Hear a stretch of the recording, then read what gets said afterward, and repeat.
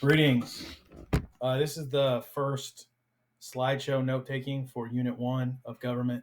It's titled Principles of Government. I'm going to walk you through it. Go ahead and make a copy like we did all first semester.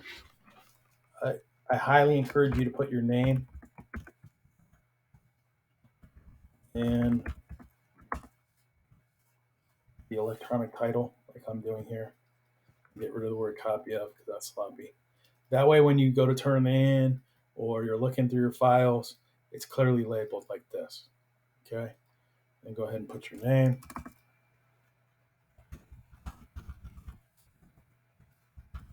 First and last, and the date, January 10th, and it's 22, by the way. Happy New Year. All right. So once you've had that set up, I would suggest you go for the tab resize. I think I'm going to try it. Let's try it like this. Let's move this to the end. Let's open up this one. Let's see if the tab resize is going to work nicely for us. I think if it's your last two, it should set it up pretty good. I like this version, 1 to 2. So that's what I'm going to do.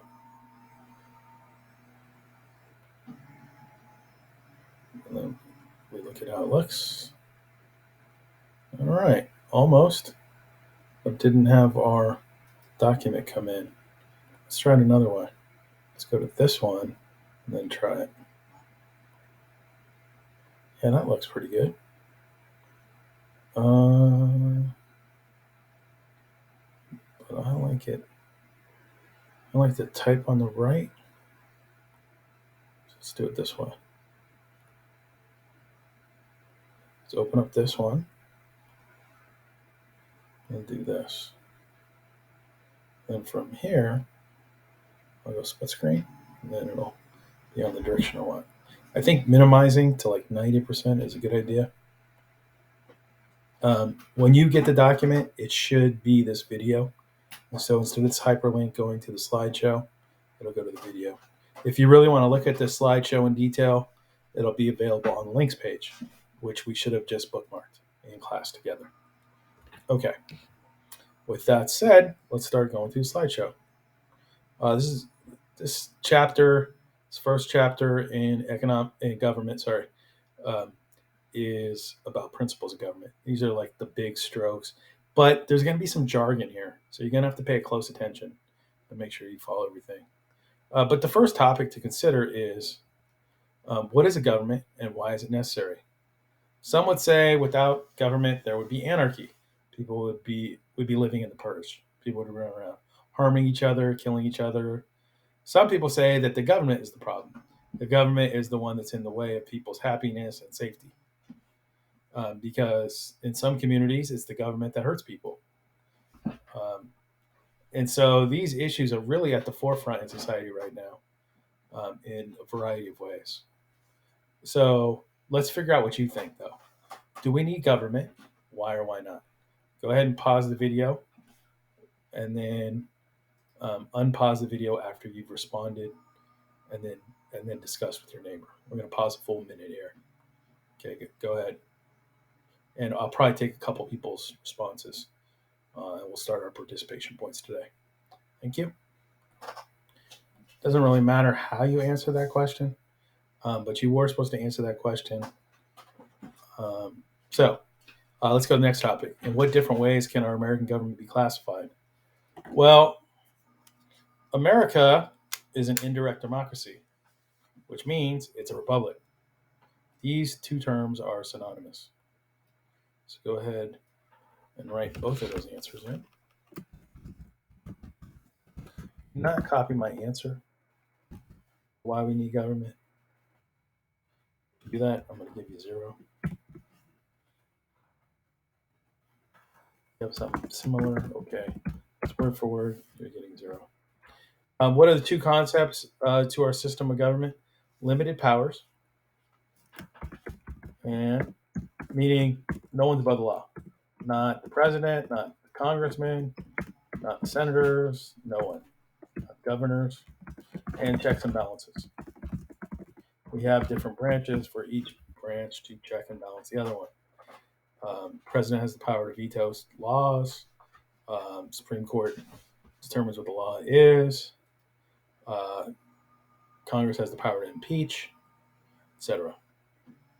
Okay, so those are the two key ideas. The limited powers comes from social contract law. Checks and balances which comes from separation of powers, which is a Montesquieu idea. Limited powers would be Locke. All right. Next thought. Government is the institution. Institution is a system, usually a big system, often like a school, taxes, whatever. It's some kind of organization through which a society makes and enforces all of its public policies. What are public policies? This is how the government and the people decide what they want to do. The decisions made in government every day. I think there was just a decision that the state decided, regardless of the number of exposures, we're not going to be closing schools moving forward. Personally, I think I would support that, even though it might get kind of crazy. We just gotta keep going because life in the post-COVID world, I think that this is just the way it's going to be for who knows for how long, maybe for a long time, maybe forever. So we have to deal with it. We need to keep working. That's it. So what is politics? It's the process by which society decides how to distribute power and resources amongst its population. It's voting. It's politicking. If you look at the cartoon here, go ahead and raise your hand and tell me why it's funny. I'm going to pause until we get it. I hope someone was able to figure out and point out what makes this cartoon funny. Let's go to the next one. Let's go ahead and write in the notes and we'll discuss.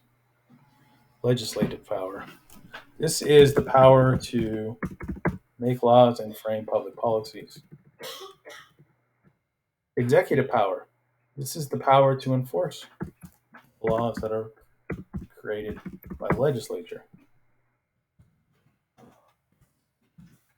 And then we have the judicial power.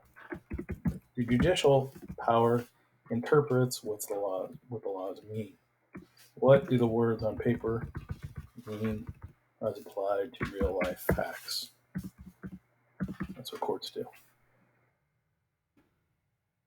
Sometimes that's easy to figure out. Sometimes it gets complicated. Let's take a look at the visuals. This is a bill's journey to making a law. There was a ABC PSA.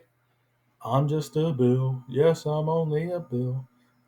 Because it's hard for bills to become laws because it's not easy to get them passed through Congress because things are very political. Executive power. Batman and Robin. They execute the laws, kind of vigilante justice, but they just like the executive is supposed to administer laws. Here we see scales associated with the judiciary. You'll see that often. That means the laws are supposed to be in balance, even though it doesn't always work out like that because it tends to be people with more money have more power, even though that's not the way it's supposed to be. That's the way it is. All right, let's go to the next one. State. So this is going to be used in a couple different ways.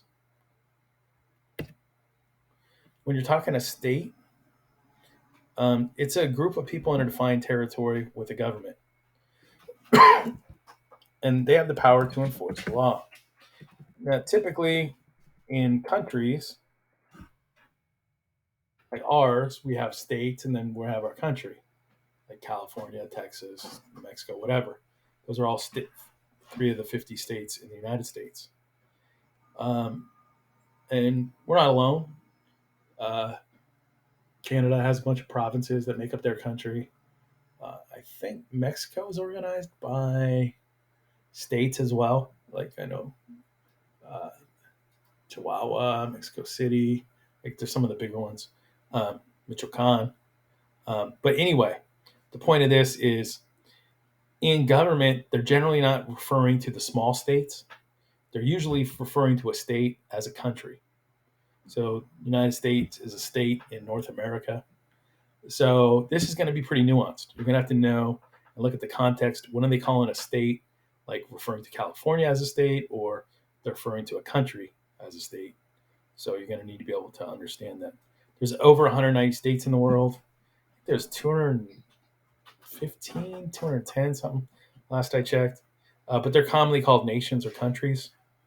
The term is used interchangeably. Hope that makes sense. Um, that language issue. All right. What are the four characteristics of a state or a country? Well, you have to have population. You have to have some people there. Uh, that's why Antarctica is not really a state because no one lives there. Even though some people are doing research there, sometimes the research is pretty consistent. There has to be some kind of land. There has to be someone in charge. Territory is the land issue. Sovereignty is someone has the right to rule in a place. Reign is the power to rule. A sovereign is the person that has the power to rule. It could be supreme, absolute power, it could be limited power, but someone has to be in charge, and that has to be clear. There also needs to be a government with some kind of political organization. It doesn't have to be complicated to count, though. It can be pretty simple. Here you see representatives of the Roman Senate. How do I know? The togas and the scrolls indicating laws in their hand. Let's go to the next topic. The origin of authority. Some people say it comes from. Let's just go through the notes, take the notes, and talk about each one. The fourth theory is the strong have the right to rule. Might makes right in this instance. In the evolutionary theory, it's from bloodlines. Your family determines the right to rule. If you go two dashes and a right arrow, you'll get a nice little arrow. See if you can add those in. I did. Looks kind of cool. But this is basically saying you can go from family, clan, tribe, and that is where the power comes from. See how once you have the two dashes, it'll make that nice little arrow like I have in the notes. Then you have this divine right theory that God gave royal families the power to rule. I know. I know.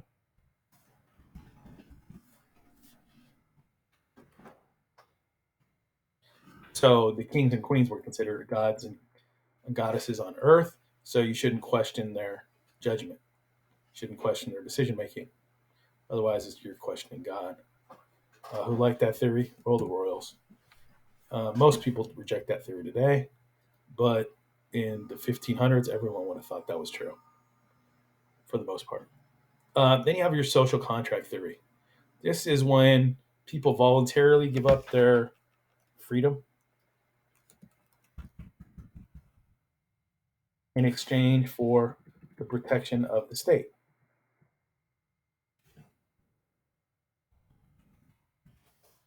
So basically, you're not allowed to be a vigilante.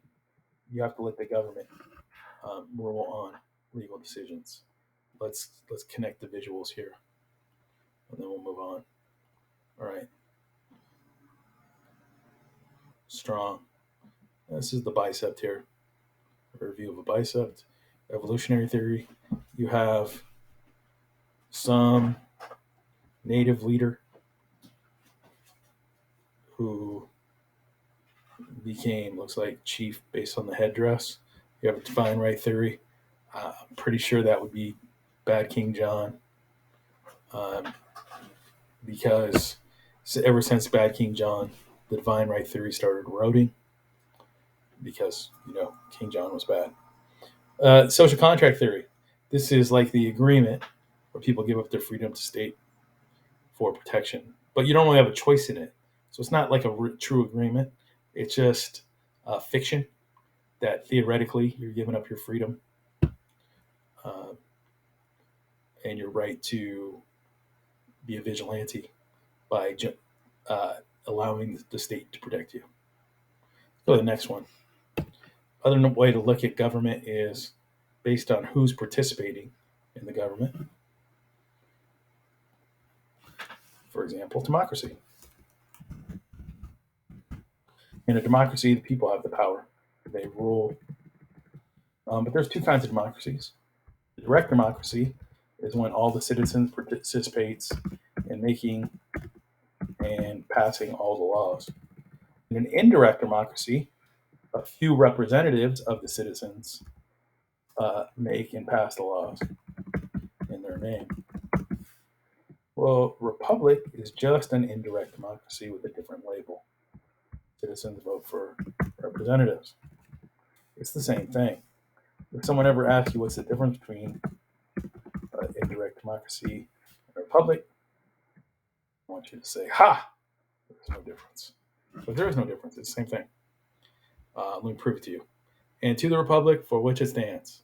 That little quote from the Pledge of Allegiance that we do in here most days is a reference to our system of government, which is an indirect democracy. All right, that should be pretty straightforward. Should have seen that before, somewhere, somehow. So, dictatorship. This is when a single person or a small group of people hold all the power, unlimited power. And as you might guess, people with too much power tend to abuse power. Leaders are not accountable to the people. Instead, they can do whatever they want. Oh, by the way, if yours is not looking like this, if you got a little page break and you see the number 1 and whatnot, here's what I would suggest doing. All you got to do is come to here.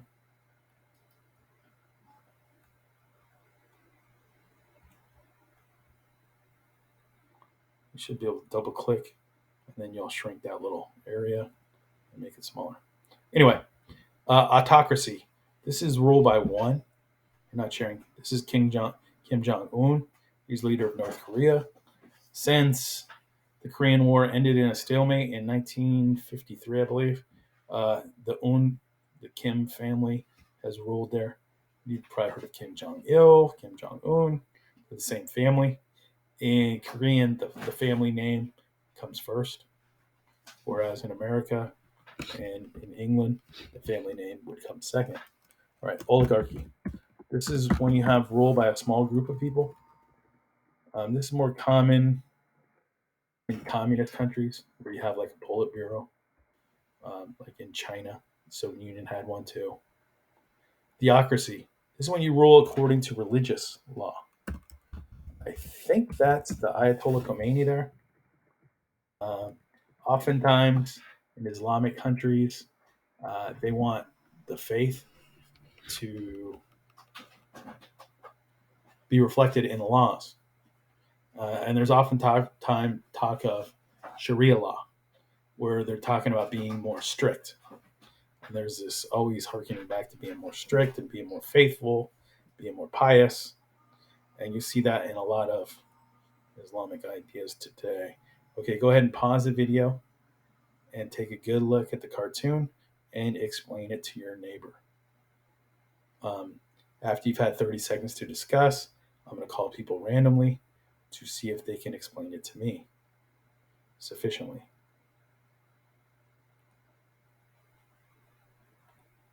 Okay. I'm glad to see some people, I'm sure some people in my classes figured out the joke. Let's go to the next topic.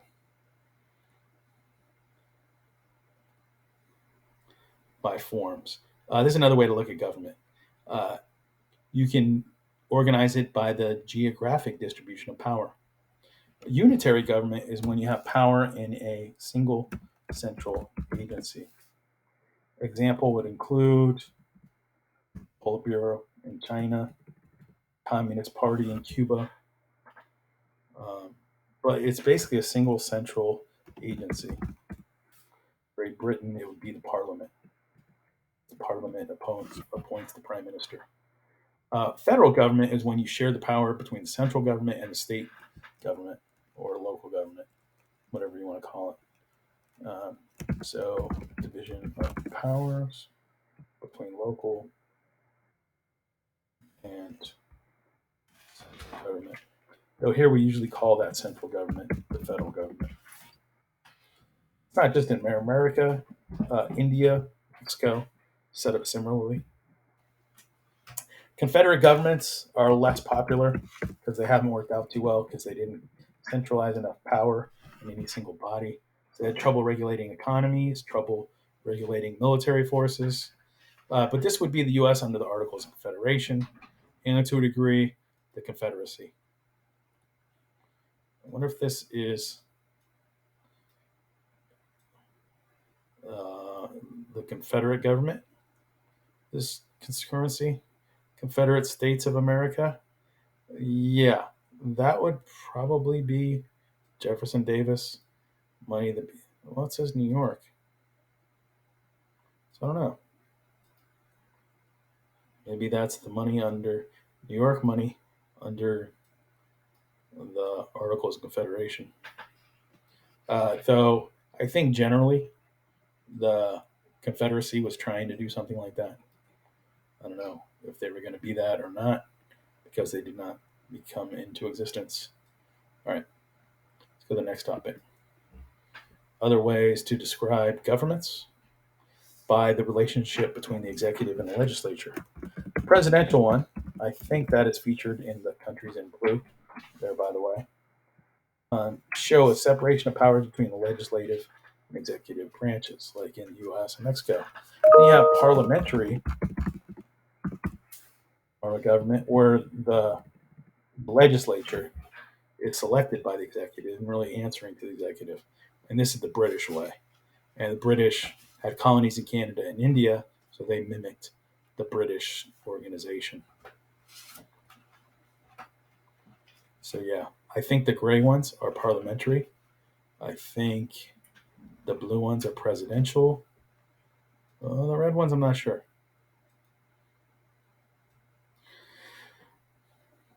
Just a couple more slides to go. And some key basic concepts of democracy. America relies on democratic ideas today. And here's some of the thinking behind it. The worth of the individual is important.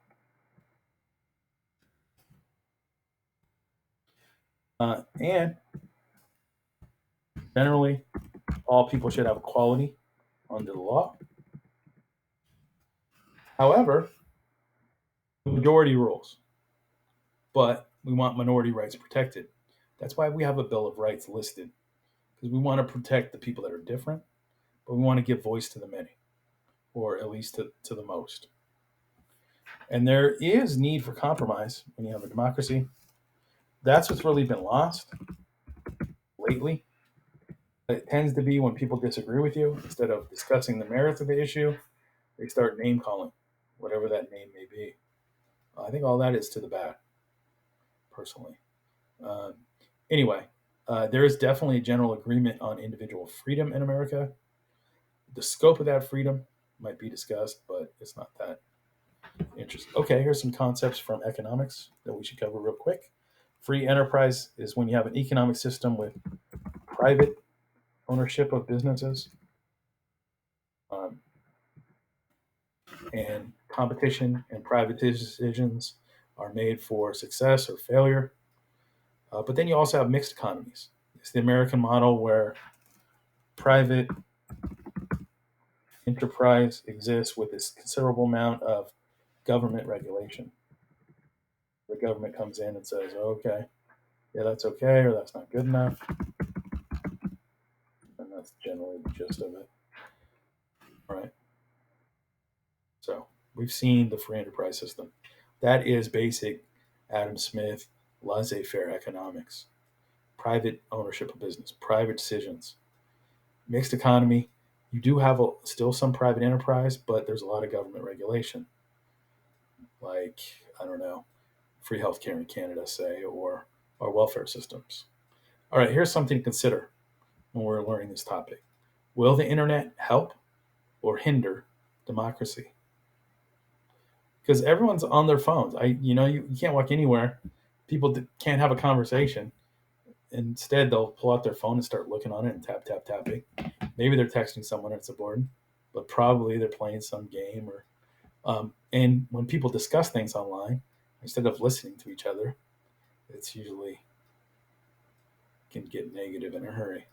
But the internet is an important channel of communications, and social media too, whether you like it or not.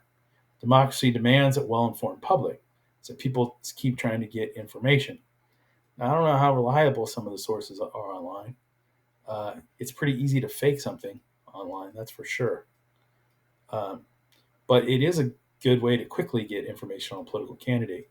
But is it always reliable? I don't know.